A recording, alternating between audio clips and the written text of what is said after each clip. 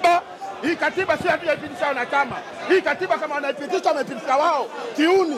Kwa sababu kisheria watakiwa walivyotusomea tuulizwe. Jamani kipengele hiki mmekikubali? Wanataka mkubali sisi tunaitikia ndio au hapana.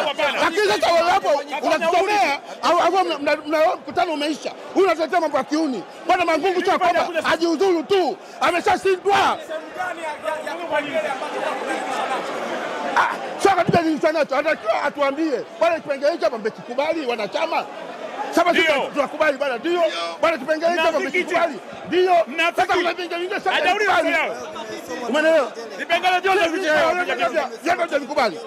Hamjapewa nafasi ya kukubali. Ndio. Hakuna kipengele mlichokikubali. Ndio maana nasema katiba hii haijapita, hamna kwa kilichobadilika. Inabidi baki ile kwa sababu wanachama hatujaipitisha. Kwa hiyo tunaomba irudie tena. Kuna kula za wazi zinafanyika baina ya wanachama na kuna kula za siri. Za wazi ni kuwauliza wanachama mmekubali kipengele hichi? Ndio. Ndio maana yake ndio hiyo. Hajafanya Mangungu.